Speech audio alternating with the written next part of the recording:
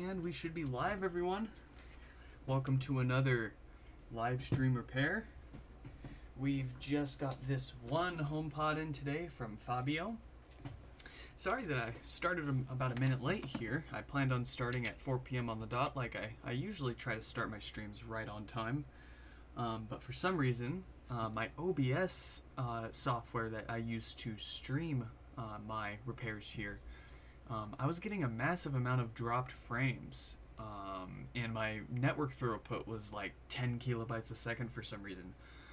For whatever reason, all I had to do was close and reopen OBS, and it seems to be working just fine now. So if you guys ever run into issues like that where you can't seem to find any reason why OBS is just dropping a massive amount of frames, I mean, it's the classic turn it off and on again, and it seems to clear things up. So anyways, here is Fabio's HomePod. It's got no power, so we're going to get that opened up and check it out.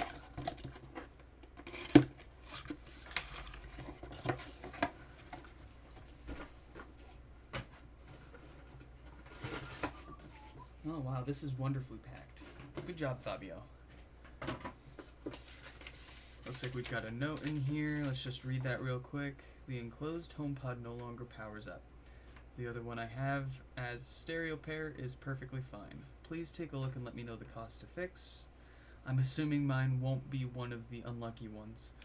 Well, good news is no matter what the cause of your no power condition is, it doesn't ultimately change the cost of our repairs. Pretty much every single, I can say that every single no power HomePod that's come in here has been repairable, and we haven't yet come across anything that hasn't been. They said send the repair. Okay, nothing else important in the notes, so we'll set that to the side and get this freed from its bubble wrap.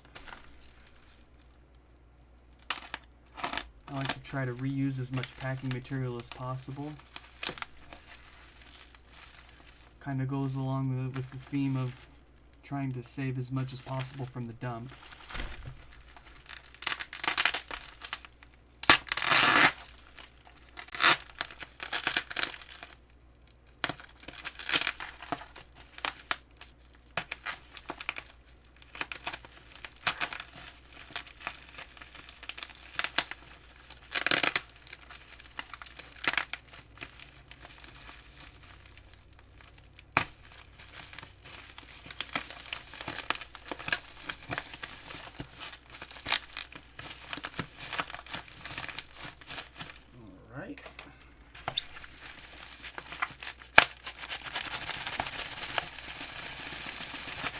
Oh, come on.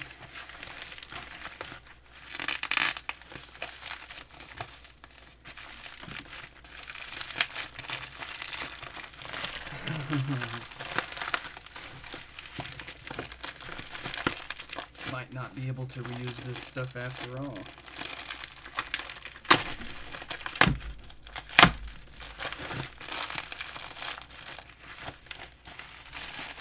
Ah, there we go. We'll be able to slide that right back in there and tape it all up. But here's the HomePod. Let's go ahead and get rid of their power cable. Let me grab my other camera.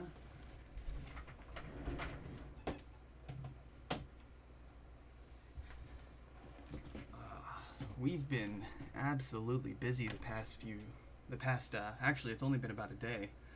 I think yesterday, Accidental Tech Podcast briefly mentioned HomePod repairs and my website and tutorial video, and ever since then I've been inundated with emails and YouTube comments with all sorts of questions. Most of them, honestly, if people just went to my website and then clicked the common issues, you can find your common issue and then how to diagnose and repair it, along with any of the parts that you would need to do those repairs. So if you're in this game and you want to fix up HomePods and you're curious what parts you need to do so, head over to my website, click on common issues at the top, and then find your issue, and we'll have all of the steps that you need and in some cases even a YouTube video or two on that exact repair. It's got part numbers, the values of those components like the caps and resistors. So check that out. If you can't find your answer, then feel free to shoot me an email or leave a comment on any of my videos and we'll get you squared away. So this HomePod from Fabio's got no power. So here we've got a power cable. Let's go ahead and plug it in and double check our symptoms here. Yes, indeed, no response. And we're getting about 4 watts of power draw at the wall. So most likely a shorted diode, like most others, based on that power draw that I saw there. But you never know until you know, so let's crack it open and find out. And let me get my other camera up here.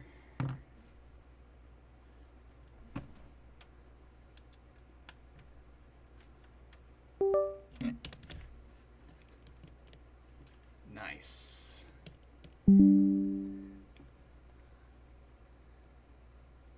Let's begin. Start with our spudger, of course. Pry that top plastic off.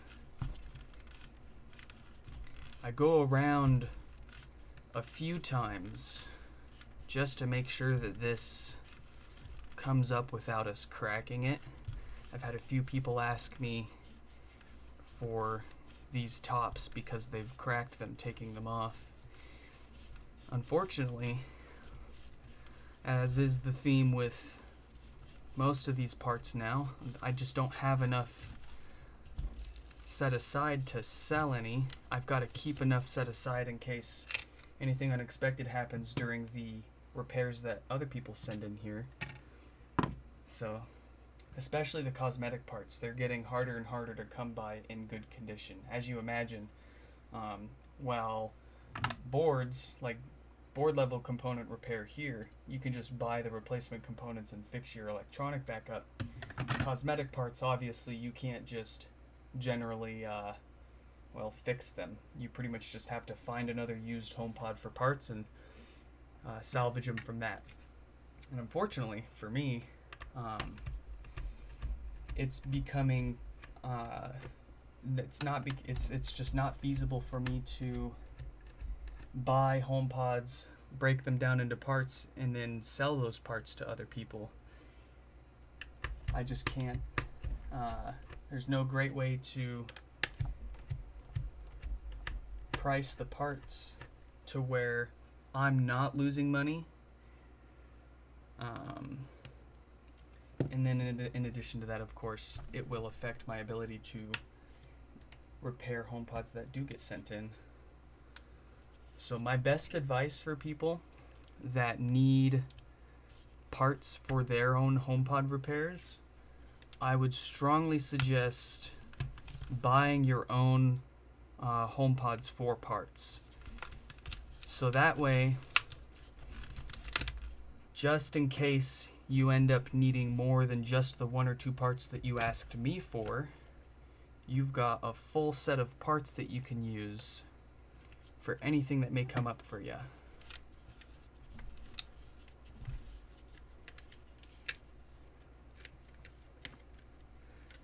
There we go. Got that display freed up.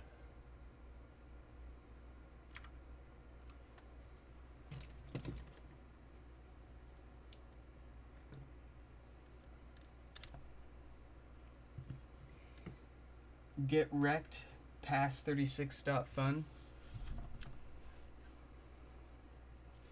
Your spam will not be accepted here. Go ahead and try and join with a few other different accounts. I'll block them as soon as you pop up. I do appreciate that. You think that I am worthy of your spam.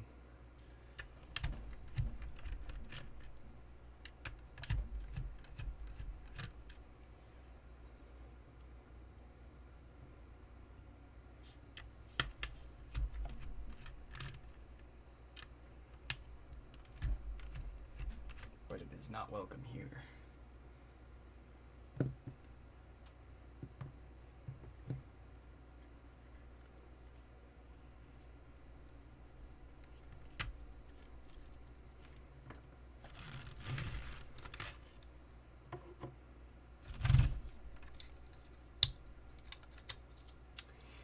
Someone's been in here.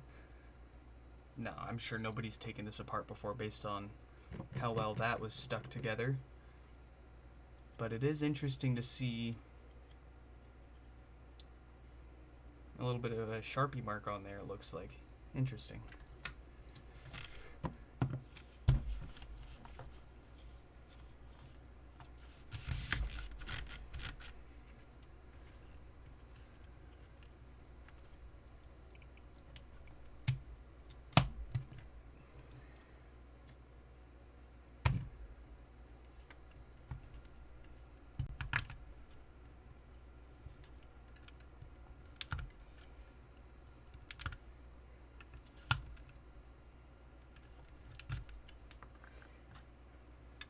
No!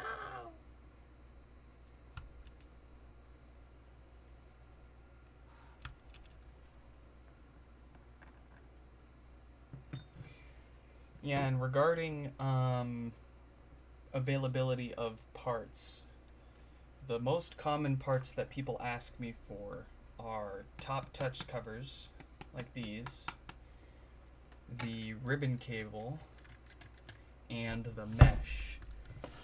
And as you can imagine, those are the three most popular parts that people end up breaking or having already in bad condition that they want to replace. And as you can imagine, being these two being cosmetic parts, they're getting harder to come by.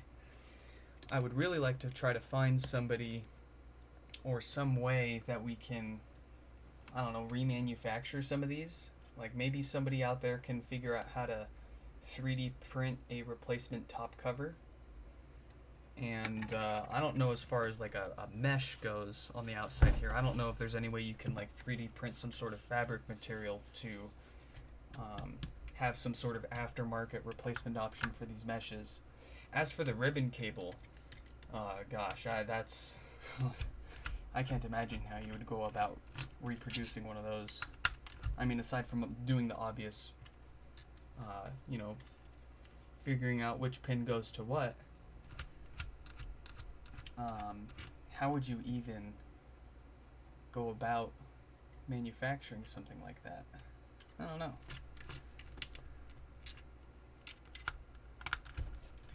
I used to have quite a few of these parts available for people to purchase. I actually had a section on my website for a while where I had a list of all of the available parts and cost. People snapped those parts up real fast, and I ran out. And after selling so many parts, what I noticed was, the popular parts, and so I would really quickly run out of. I would have all these HomePods that I've kept aside for parts, but I would have such a deficiency in certain things. So like obviously I would be out of top covers, ribbon cables, and mesh, and nobody else wanted like the basket, the speaker, the shell, the tweeters. People just really wanted like a few specific parts, and it created quite a deficiency quite fast. And so let's say I buy a HomePod that's broken for parts. I would sell the top cover for around $10 depending on the condition, the logic cable for $10 to $20, and the mesh for $10 to $20. That's only $20 to $40 a HomePod that I could get back, and the HomePod as is for parts, they cost anywhere from $100 to $200 a piece. So there's just no way that I could have continued getting away with that without losing a lot of money. And it sucks because I was able to help others save so many HomePods, but now I've ran out of all the parts that people want, and I've got so many other parts that nobody wants. Where is my flathead? Uh-oh, I'll be right back, folks.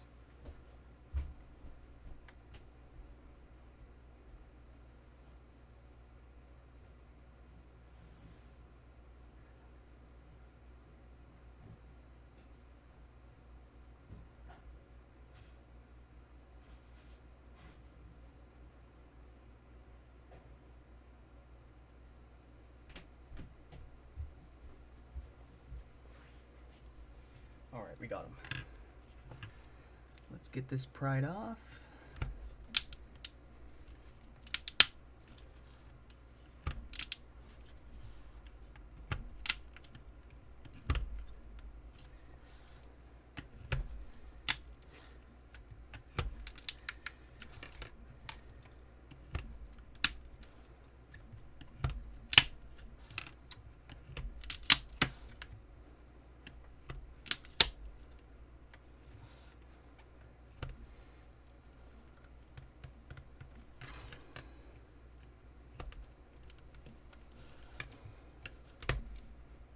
This one's gonna play hardball, isn't it? Yeah.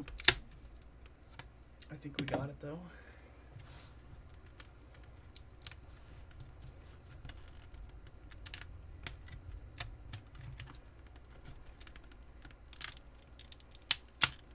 There we go.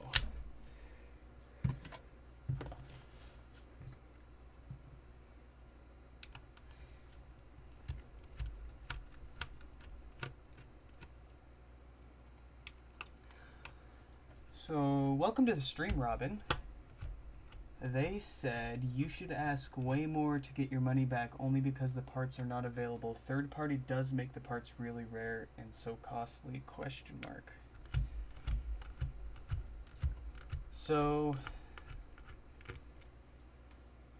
I thought about that, but I can't justify ridiculous prices for replacement parts, and it kind of goes against my whole mantra, my whole purpose of what I'm trying to do here, which is giving people an affordable option to revive their stuff.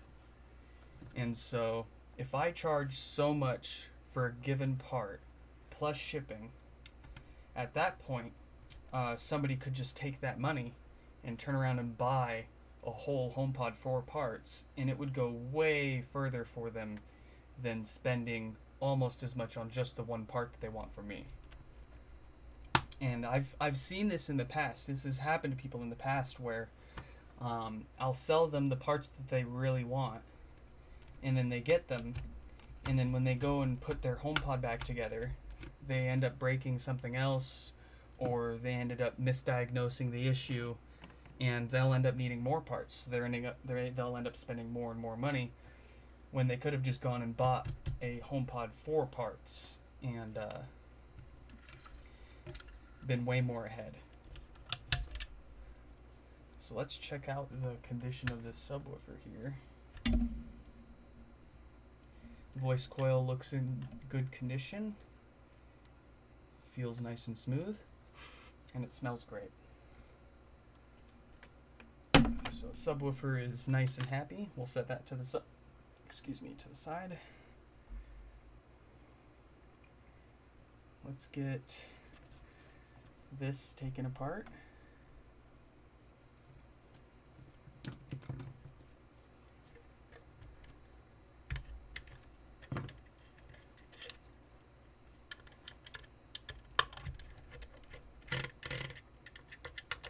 It doesn't help that I want to also practically give the parts away to people. I just can't justify charging that much for like a cable or like a piece of plastic. Doesn't sit right with me. I would rather just not sell the parts at all than charge too much for them, in my opinion.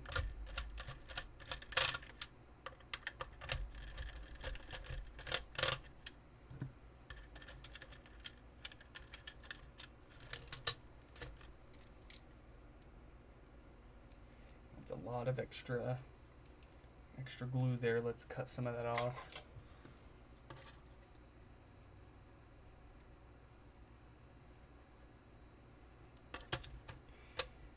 And also that's correct. And it takes away a lot of focus from, you know, fixing people's HomePods. That's what I really want to focus on here, is fixing HomePods for the people that can't do it for themselves. If you're capable of doing repairs on your own HomePod, I think you're capable of, and it would really behoove you to purchase your own HomePods for parts, so that way you've got those extra parts if anything happens. Or, not even right now, or in the future. So you've got, in case your HomePod bricks itself in the future, or you blow a subwoofer a month after doing one repair, then you've already got the parts, and you didn't have to spend any more money.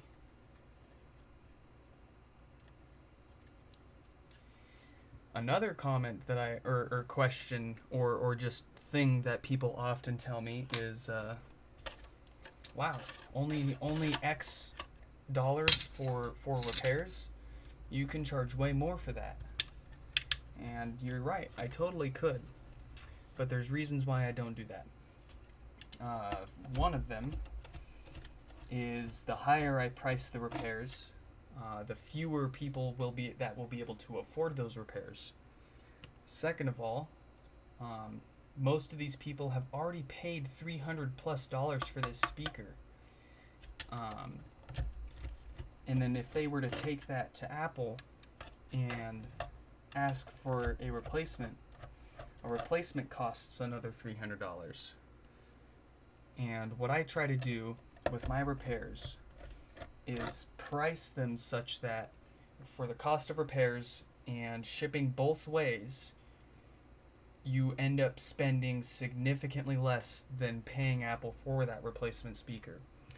And I'm not just thinking about US people, I'm thinking about the international folks too. That's where I really crunch the numbers down, because shipping one way for someone international may end up costing $60 to $80. So you're already looking at 60 to you're looking at around about at least $100, if not more, to ship it back and forth. On top of my repair fee, I try to keep that total below that cost that it would be for you to go to Apple and have them replace it for you. So I think I've found my happy medium for repair prices. It's not too much, it's not too little, but it's far better than the option from Apple.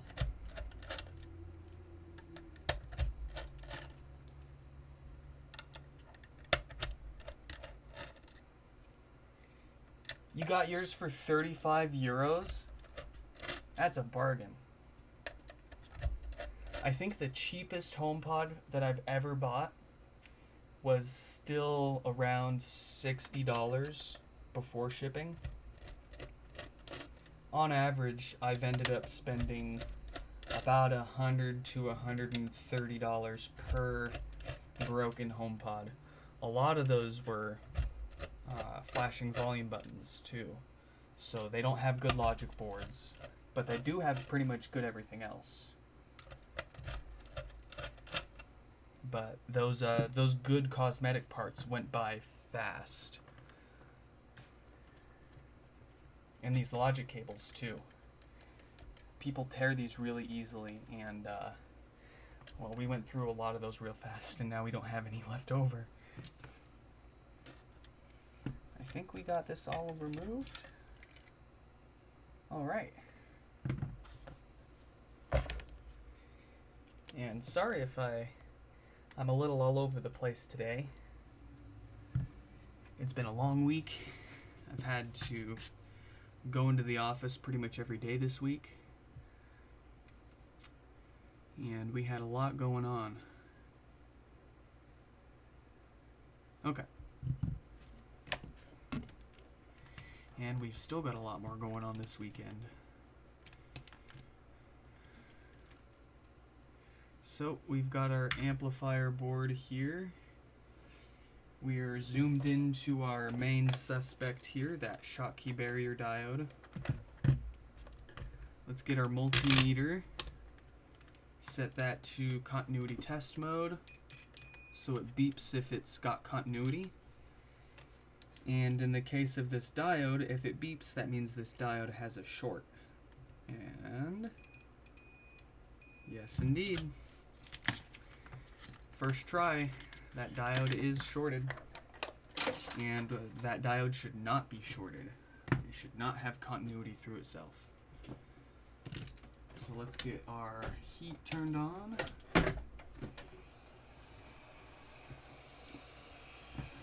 We're going to get that diode replaced and see if this board powers on.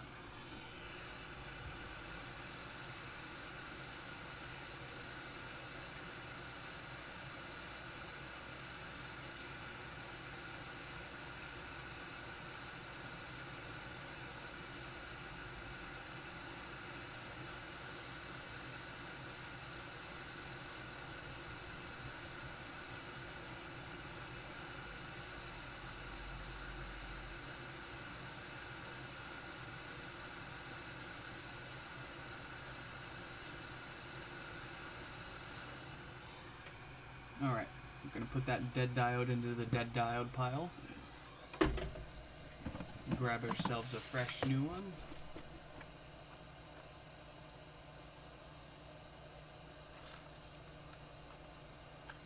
Took some time to get the diode because there's no sellers in the Netherlands that sells them. Yikes.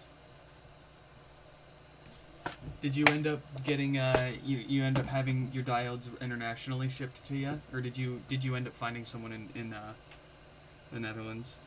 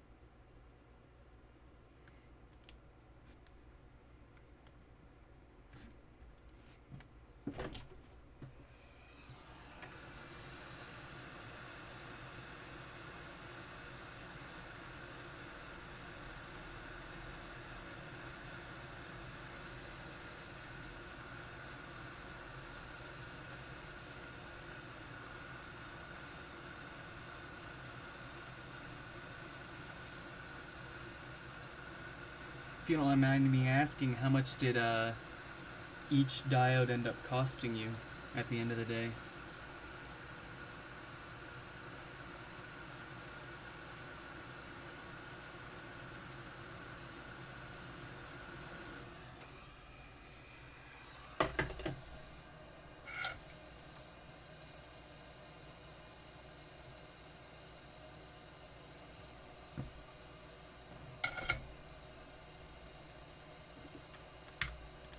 There we go. Fresh diode.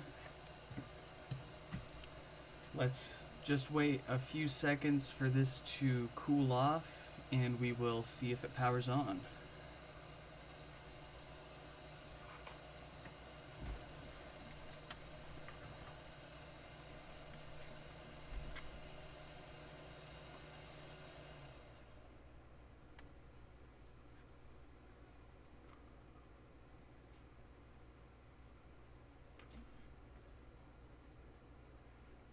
$16 for 5 of them? Well, including shipping? Okay.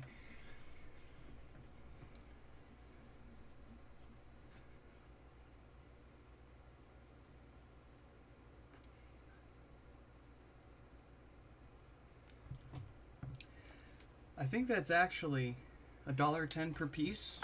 Let me double check, but I'm pretty sure that's about how much I spend on them from DigiKey.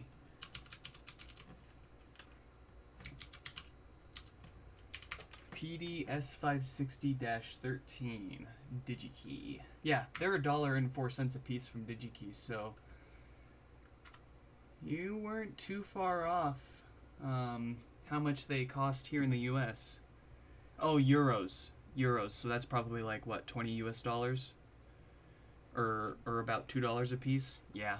Ouch. Still though, $2 to bring a $300 speaker back to life. Not too bad.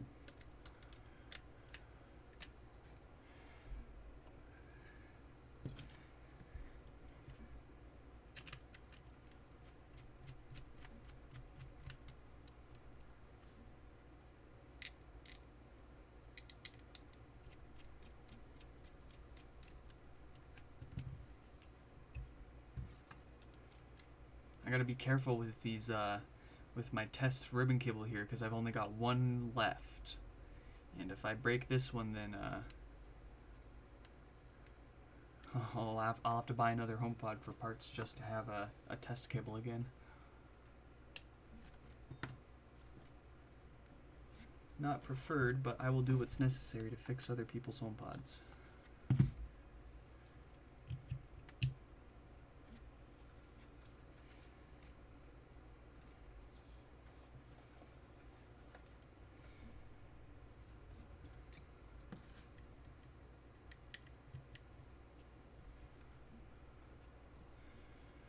Okay. Before we power this on, we are going to connect our multimeter to this speaker so that when this does power on, we can measure its DC offset and see if that's another issue that this thing will need to get fixed up for. The no power and the DC offset are two separate independent issues, but you very well could have both of them with only noticing one of them until you actually take it apart and take a look at it.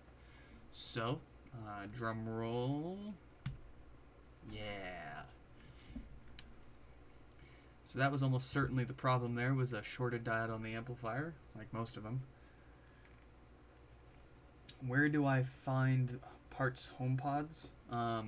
Most of the ones that I've gotten in the past have been from eBay. OfferUp is another place, although I don't think you guys have OfferUp over there.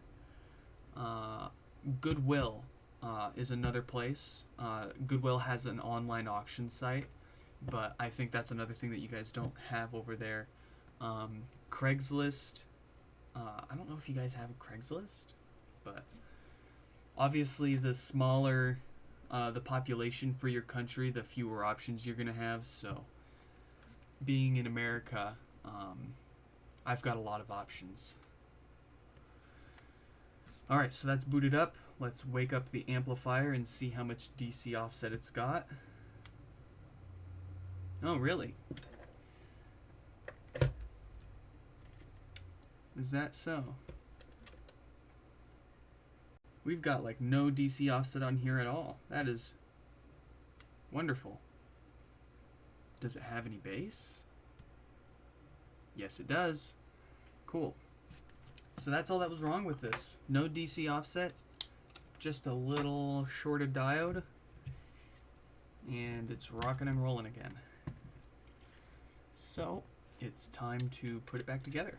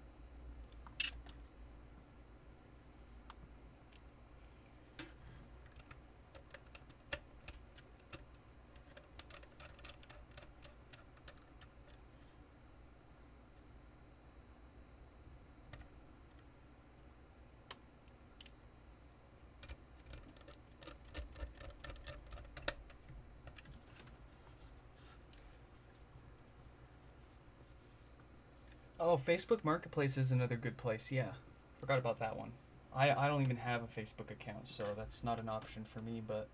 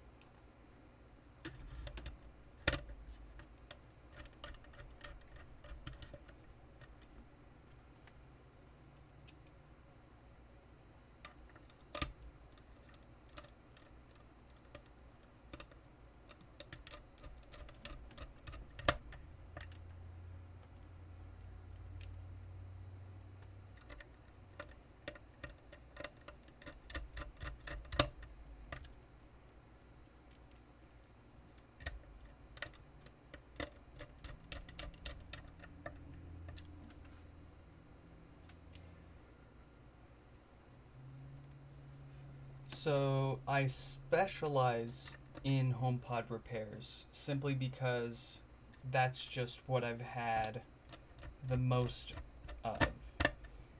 That said, I repair pretty much anything that you could think of.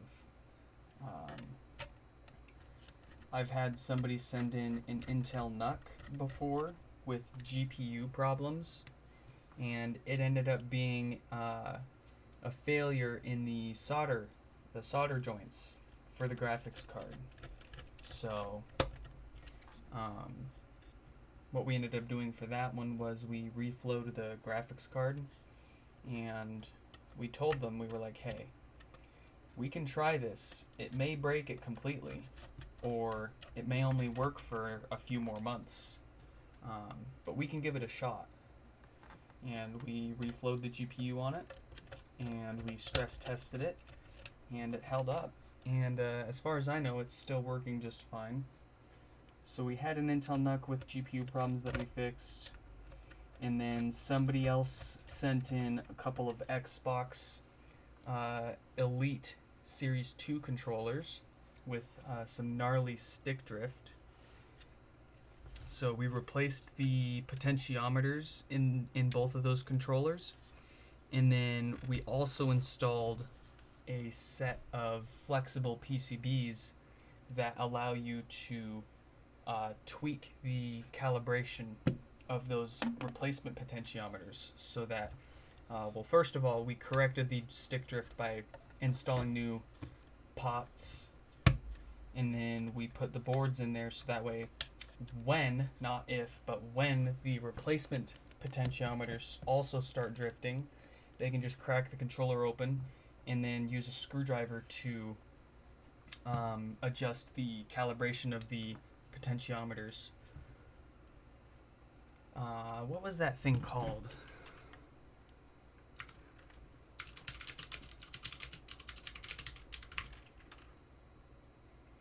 Elite 2 stick drift PCB. Yeah, so there's this website called Zed Labs.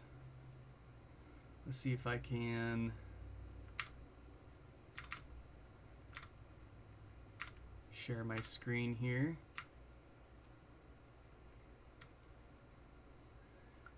So after we replaced the potentiometers in those controllers, we also installed these PCBs, and they've got little potentiometers on them so that if your replacement joystick starts drifting in the future, you can just crack the controller back open and readjust the calibration with the pots on these PCBs here, instead of having to replace the whole joystick again. So we got those two Elite Series 2 controllers fixed up, and then the same person sent in a Juve red light therapy device. It's this portable battery powered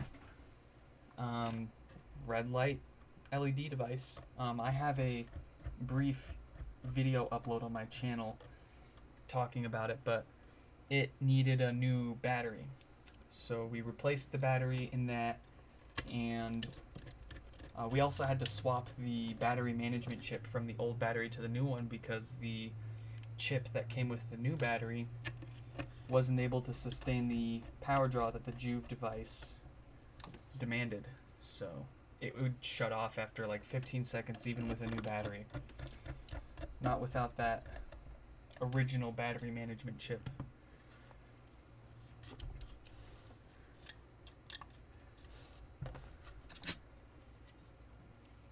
And then somebody else is going to be sending in their, I think it was a 2015 or 2017 MacBook Air that no longer powers on. And I happen to have the exact same MacBook Air that they're having issues with. So they're going to send it in. And what we're going to do is we're going to swap the parts between my MacBook and their MacBook until it starts working again. And that'll point us in the direction as to where their failure actually lies. And then we can figure out from there what our plan of action will be.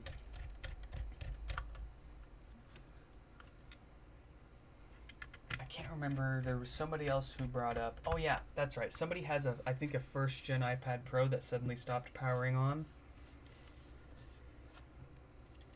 I haven't responded to them yet because I want to do a little bit of Googling and see what the potential causes could be. So yeah, I do fix more than just HomePods. But what I tell people, if they ask me to if I can fix something for them that's not a HomePod, here's what I say. Pretty much, this is hard to focus on this and talk at the same time. Sorry if I'm not making a whole lot of sense. But basically what I tell people is, like for phones and laptops and tablets and stuff like that, things that you have data on, that you want to keep. If you want something to get fixed and you need, like you're counting on getting that data back, don't send it to me. Send it to a reputable repair shop and get it done professionally. If you want to take your chances and send it in to me, say you've got nothing to lose.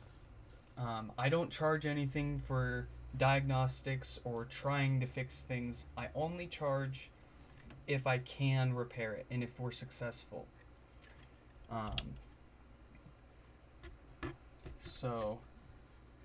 But it does come with the risk of, hey, I may break it, and it may not be repairable. So, it's got to be something that you're willing to lose. Granted, if we lose it, you're not going to pay for it. But if we do get it fixed, then woohoo!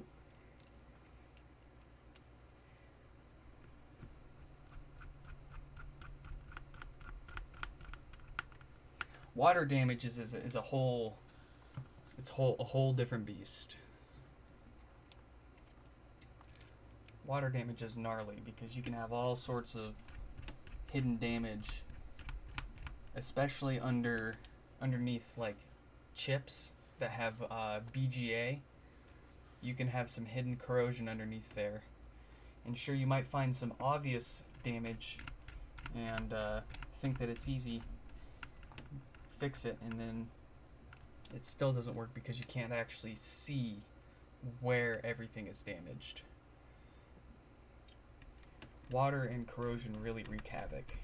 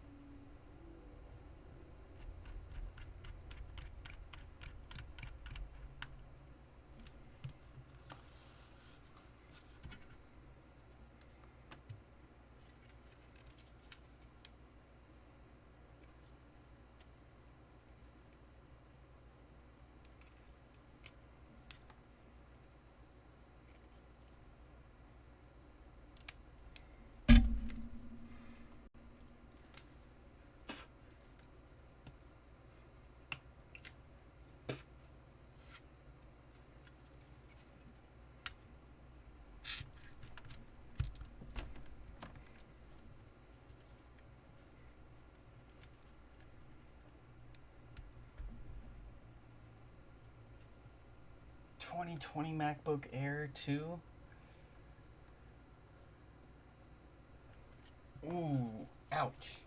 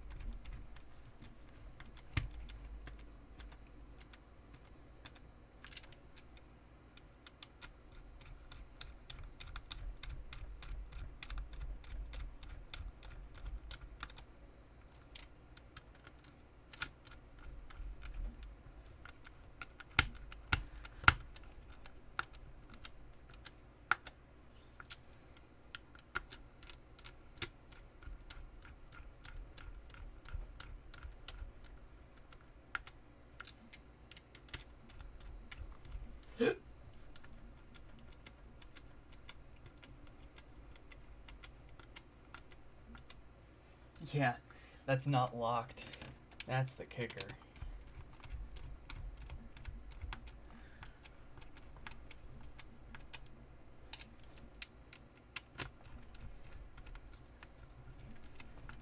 And I think that's the little bit of saving grace that we do have with these HomePods here is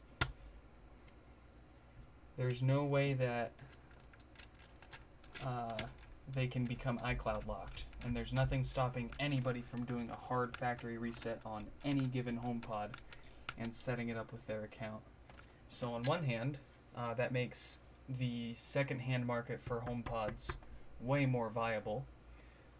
The only downside to that really is obviously if somebody's HomePod ends up getting stolen, which how often does that really happen? I mean, these things, people aren't stuffing these in their pockets, taking them to the coffee shop and leaving them around or anything like that. These typically live inside of people's homes for their entire life. So unless somebody's house is like burglarized, and even then, like, hey, are there any burglars out there that would like to provide their 2 cents on whether or not they would steal a HomePod from someone's house? Let me know. Would you steal a HomePod? And you got to think of it like in it like a burglar's mindset, not your mindset knowing what a HomePod is. If you didn't know what a HomePod was and you were robbing someone's house and you saw a handful of them, would you take them? Or would you be looking for other things like cash and jewelry and other things?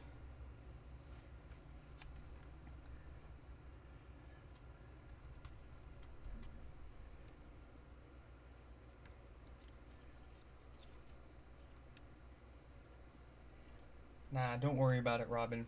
I speak English, and even my English is weird sometimes. It's the only language I know, and I still can't speak it correctly.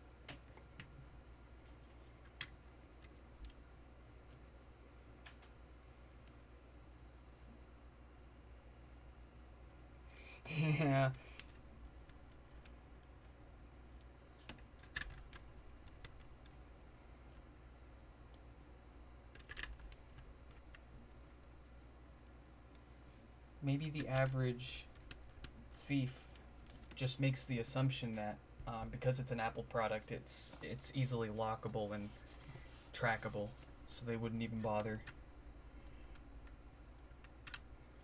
Or maybe the average thief doesn't even know what a HomePod is if it was sitting right in front of them.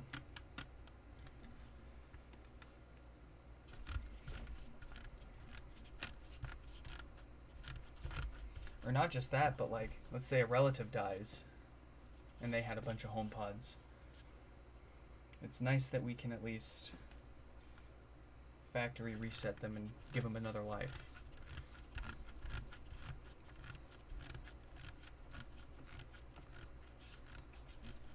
Yeah, funny you mentioned that. I had my dad had sent me an LG like G6 or something like that with a broken front and back screen and battery cover. And I had ordered parts to fix it up. I bought a new screen, a new back, a new frame, a new battery. Basically the only thing original left in that phone is the logic board.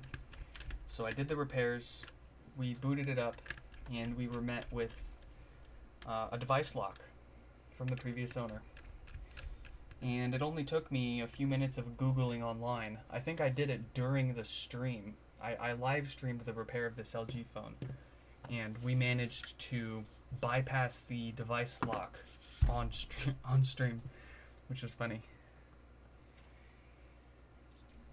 It would stop your average thief, I suppose, because most of them aren't, well, I mean, if you're dumb enough to be stealing someone's phone, you're probably not smart enough to figure out how to unlock it, more often than not.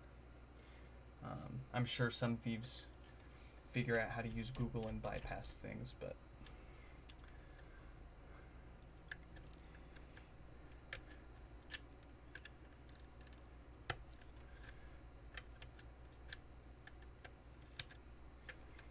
and we're not talking like large organized crime rings. We're talking your average Joe that sees the opportunity to steal someone's thing and then try to flip it for a quick buck. More often than not, that kind of person isn't going to be smart enough to figure out how to bypass half these device locks.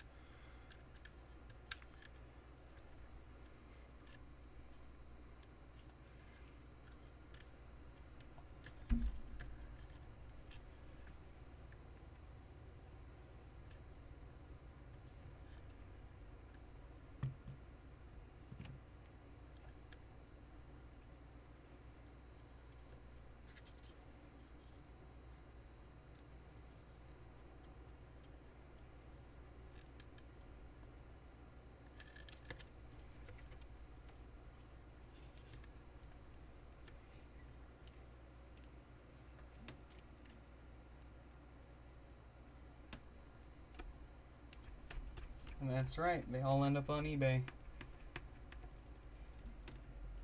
It's against eBay policy to list something as clearly stolen or locked, device locked, but it's perfectly legal to sell it and advertise it with a bad ESN.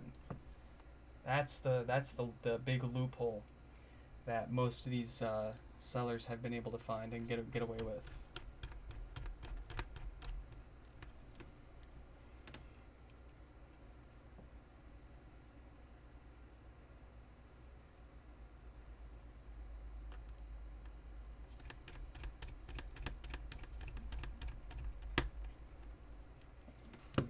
There's got to be a better system than just permanently device locking something with absolutely no way of unlocking it again.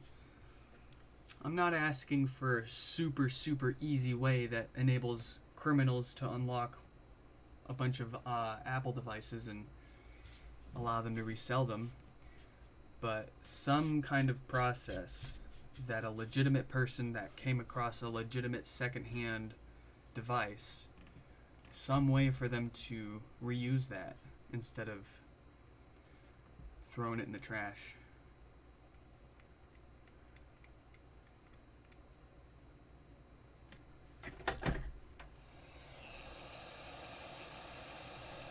Or no, it wasn't. The eBay sellers selling bad ESN phones. It wasn't the iCloud lock, but it's the bad ESN, and you can't put bad ESN in the title, because that's technically against policy. But you can say read description or check ESN, and that's totally fun, according to eBay. Kind of messed up because the phone is obviously stolen. It's been reported stolen, and it's still currently reported stolen.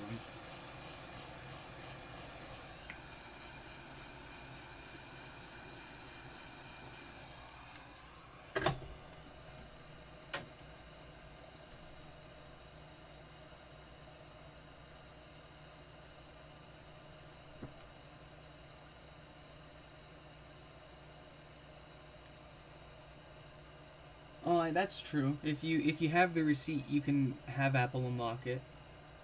That is true.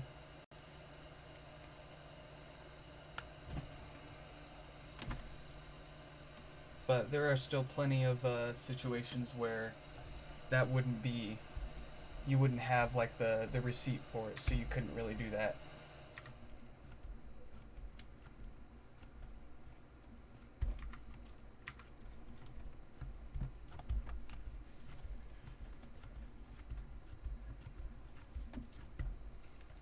All right.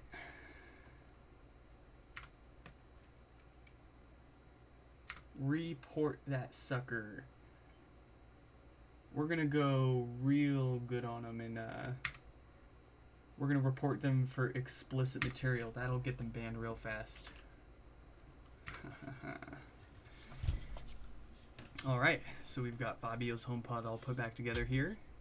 Took a little longer than we usually take, but we like to talk.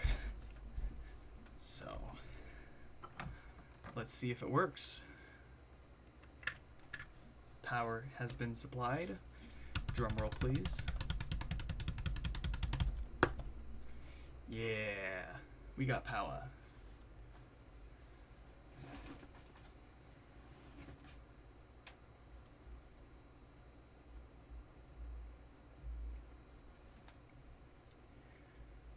All right, and I'm having trouble connecting to the internet. Very good. We've got full sound. I'm having trouble. And our volume buttons light up nice and evenly. So we got this bad boy all fixed up and ready to go back home. All right, folks. I think that's all that we had to fix today. Oh, you didn't hear that. Yeah, I think that's it. I don't have any other projects here today, but we do have a few coming in here soon. So keep an eye out for future live streams and uploads here on the channel. Not just for HomePods, but we've got a couple other interesting projects like I was saying earlier. Looks like we might have an iPad coming in, MacBook Air, and who else knows? Maybe I'll live stream repairing the head gasket in my 1986 Nissan 300ZX. I mean, the channel's name is Nick's Fix. It says nothing about electronics specifically, so anything that can be fixed, we will fix, be it electronics, cars, or otherwise. In any case, I hope you guys all enjoyed this live stream repair. If you have any questions, feel free to leave a comment. I suggest if you're doing your own repairs, before you leave a comment, check out my website, nixfix.com, and head over to the common issues section.